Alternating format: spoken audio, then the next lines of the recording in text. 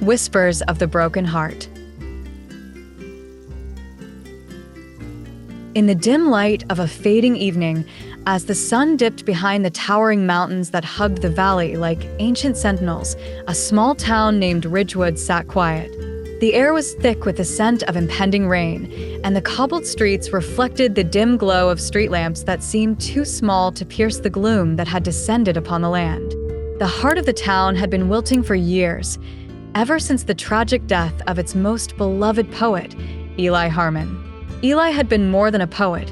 He had been Ridgewood's soul, its voice, its unspoken dream. His words had woven the very fabric of the town, bringing people together in laughter, in sorrow, in love, and in every unspoken moment. Yet, as with all things, his time had come to an end, and with it, the town's spirit seemed to fade, as if it had been tethered solely to his existence. Eli had been a writer of unparalleled talent. His poetry touched on things no one dared speak about: the darkness of the human soul, the unspoken fears that lived beneath the surface, and the untold stories buried deep in every heart. But beneath his wisdom, beneath the applause, there had been a sorrow that few truly understood. He had loved once, deeply and passionately, only to lose that love to fate's cruel hand. The heartbreak he endured never fully healed, and he poured that sorrow into every word he wrote, creating a bittersweet legacy that the town would never forget. It was said that Eli had written his final poem the night he passed, a poem that had been found under his pillow, its words stained with tears. No one knew if the poem was meant for the woman he loved or for the town that had supported him. What they did know, however, was that the poem held the key to something much larger than anyone could comprehend. A mystery surrounded Eli's last words, and it lingered like a fog that no one could dispel. Sarah Moore, a young woman whose life had been touched by Eli's work, found herself drawn to Ridgewood's eerie calm one particularly cold evening. She had heard the stories, read the books, and even attended the memorial services for Eli. Her life, too, had been shaped by the weight of his words. She had found herself in the depths of despair after losing her mother to an illness that had stripped her of the chance to say goodbye. It was Eli's poems that had given her solace in those darkest moments. His words had become her lifeline, her reminder that there was beauty in the chaos, light in the shadows, and hope in the despair. Yet, as time passed, Sarah found herself feeling empty, as if something was missing. She wasn't sure what, but she knew it had to do with Eli's unfinished legacy, the words he had left behind. The town had slowly forgotten, the streets had become quieter, and the whispers of the poet had died down.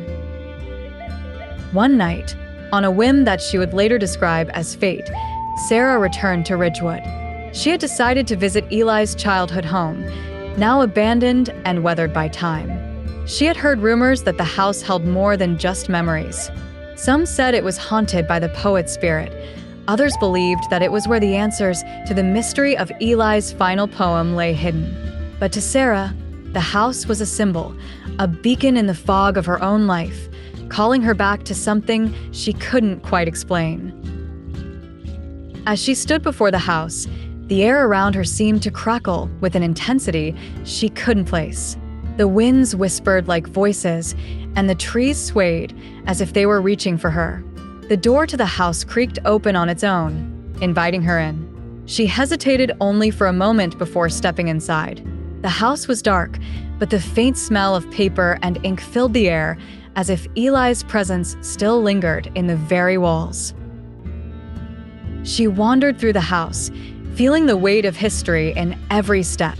There was a room at the far end, a small study, where Eli had written his poetry. As she entered, Sarah felt a strange chill run down her spine.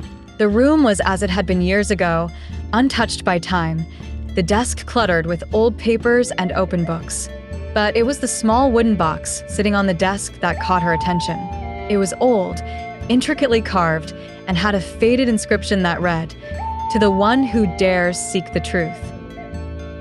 Without thinking, Sarah opened the box. Inside, there was a letter, yellowed with age, sealed with wax. The handwriting was unmistakable. It was Eli's.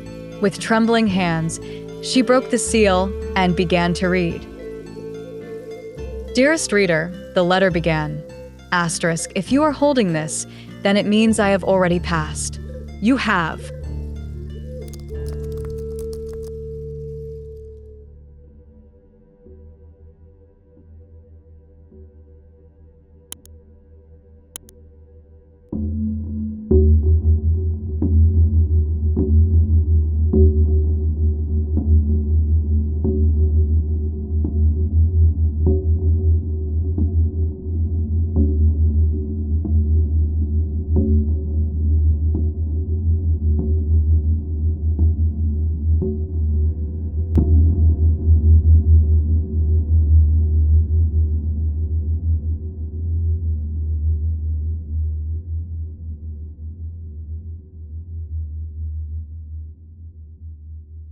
Whispering echoes.